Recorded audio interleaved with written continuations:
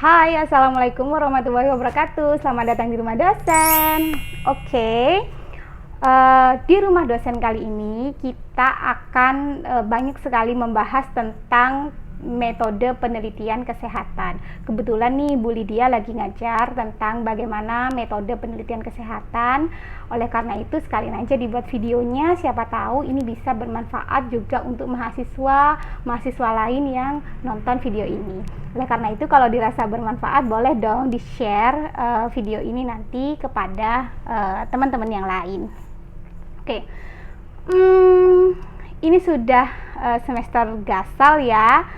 Semester 5 mungkin sudah mulai belajar tentang metode penelitian kesehatan dan juga statistik dasar. Kemudian bagi teman-teman atau adik-adik mahasiswa yang semester 7 sudah mulai membuat proposal penelitian.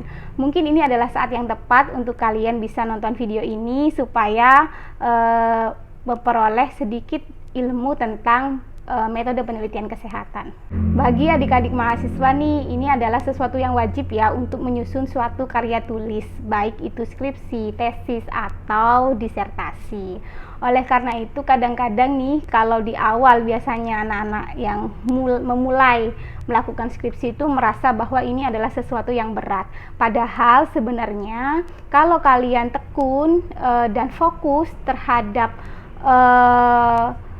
prosesnya, maka insya Allah nanti akan mendapatkan hasil yang baik dan kalian akan lebih banyak belajar dari penyusunan skripsi tersebut. Sebenarnya buat apa sih Bu kita ini melakukan skripsi? Ini susah banget sih. Kenapa sih kita lulus aja harus lulus skripsi yang notabene ini merupakan sesuatu yang menguras energi, pikiran, tenaga, emosi gitu ya. Untuk menjawab kegelisahan kalian ini, kalian perlu tahu dulu nih apa sih itu penelitian atau research atau karya ilmiah yang salah satu bentuknya itu adalah skripsi. Secara umum, penelitian atau research itu diartikan sebagai suatu cara sistematis untuk memecahkan suatu masalah yang diteliti dengan menggunakan metode ilmiah yang tuntas dan teratur. Oke, jadi kalau dilihat dari pengertiannya ya, sebenarnya kalian ketika membuat skripsi itu tentu ini adalah sebuah latihan untuk kalian bagaimana memecahkan sebuah masalah dengan metode yang sistematis. Karena apa? Nanti ketika di dunia kerja pun, maka yang harus kalian lakukan juga adalah berpikir kritis untuk memecahkan berbagai masalah-masalah yang ada di dalam pekerjaan sesuai dengan kaidah ilmiah seperti itu. Jadi jangan sepaneng duluan ya. Nah, tips dari Bu Lydia adalah ketika kalian akan memulai membuat skripsi, maka pertama kalian harus tekun dan rajin. Kemudian yang kedua adalah ambil topik atau tema penelitian yang kalian sukai dan kalian kuasai. Itu yang penting. Karena apa? Kalau dua-duanya itu dilakukan, artinya topik tersebut kalian sukai dan kalian kuasai, maka kalian akan bisa meminimalisir terjadinya kesusahan atau kesulitan ketika proses pembuatan skripsi hingga akhir. Penelitian atau research itu merupakan suatu kegiatan menghasilkan karya ilmiah berdasarkan kenyataan-kenyataan ilmiah.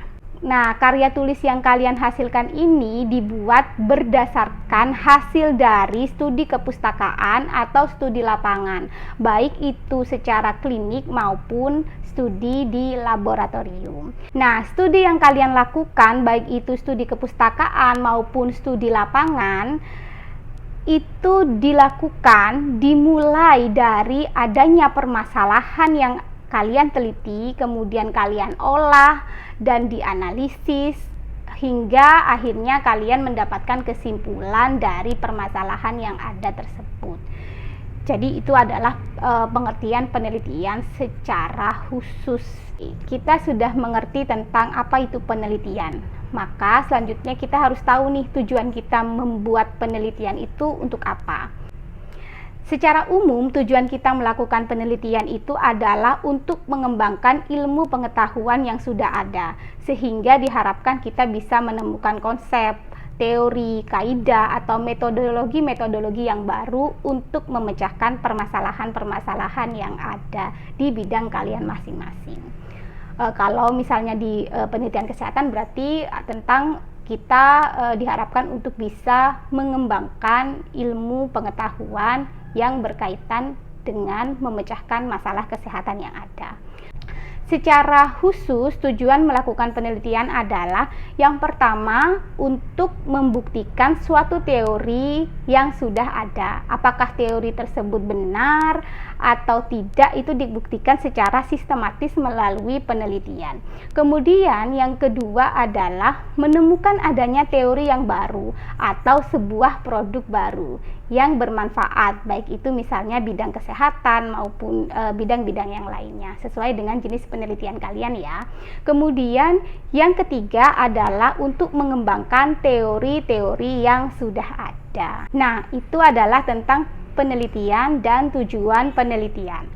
Baik, mungkin itu saja video kali ini yang bisa saya sampaikan. Sampai jumpa di video selanjutnya. Jangan lupa subscribe dulu ya dan bunyikan loncengnya agar kalian bisa mendapatkan pemberitahuan yang baru tentang metode penelitian kesehatan. Terima kasih. Wassalamualaikum warahmatullahi wabarakatuh.